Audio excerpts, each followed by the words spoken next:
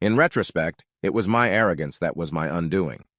I was an up-and-coming new associate at Tanner, Bender & Jones, a new golden boy 10 years out of Harvard, and I was actively recruited to work in New York corporate law at TB&J. When it comes to law, corporate law is where the big money rolls, and we handled the cases of the largest hedge fund companies on Wall Street. I was moving quickly toward partnership. I have a lovely wife, Sharon, 2 young children, and a secretary, Tracy, who I love to bend over my desk. Her husband, Jason, is in the military and spends a lot of time traveling. I haven't met him yet, but I know he's home on a 30-day leave and will be attending the company Christmas party that evening. As far as I know, he's a private, not even an officer, and this is my chance to show my superiority over the boy doll. There's no reason for it.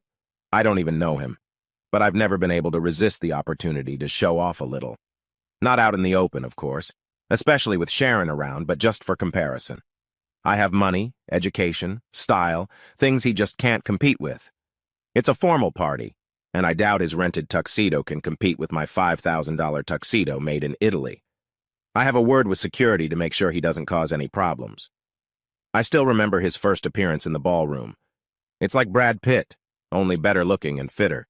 He's about 28, and he's wearing a Marine Corps dress uniform that seemed to grow on him like a second skin. It made all of us, with our Italian designers and fancy tuxedos, seem shabby. I don't think there was a woman under 50, and probably quite a few women over 50, whose panties didn't suddenly become wet when he walked in and looked around. It seemed to me that he had the ability to see everything at once, and I realized that he not only noted but recognized the presence of discreet guards. We met, and as I shook his hand, I realized that from afar he looked like Brad Pitt, but up close he looked more formidable. His face was young, but his eyes were clear, determined, and focused. Soon we were all sitting together. Tables for 8 were set up in the ballroom. Tracy, my secretary, sits at my table with my wife, another older lawyer, his secretary, and their spouses. Jason and Tracy sit across from me and my wife.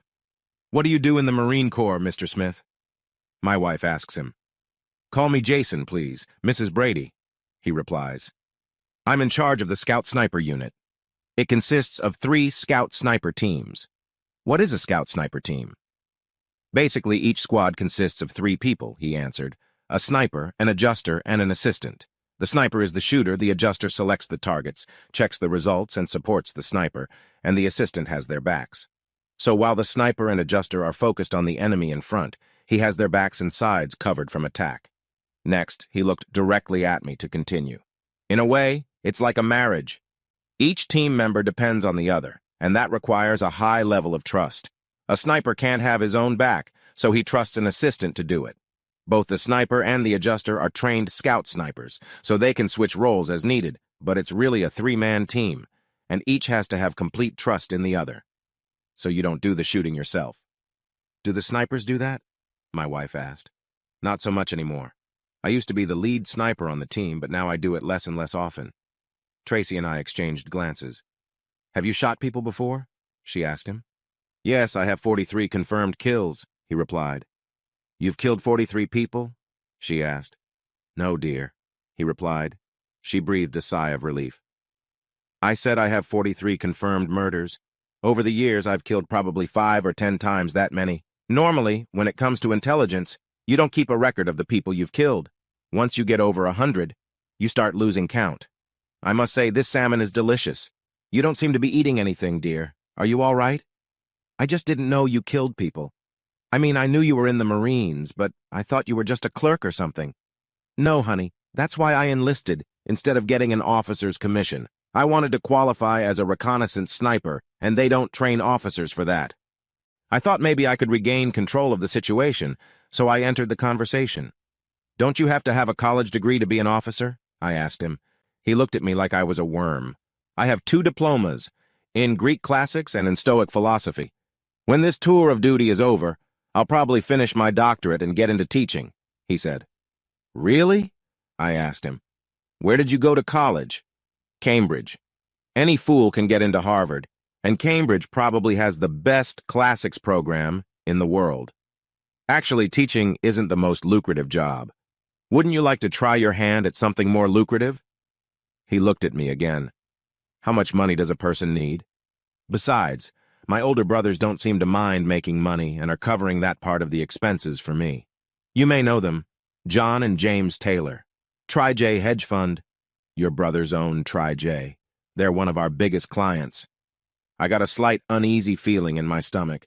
If it ever came out that I seduced the wife of the brother of TriJ's owners, my career would be over. In a way. TriJ is James, John, and Jason. When they wanted to start TriJ, we each took $500 million from our trust fund as seed money and pooled it together. So technically, each of us owns a third of it. But it's worth billions, I told him.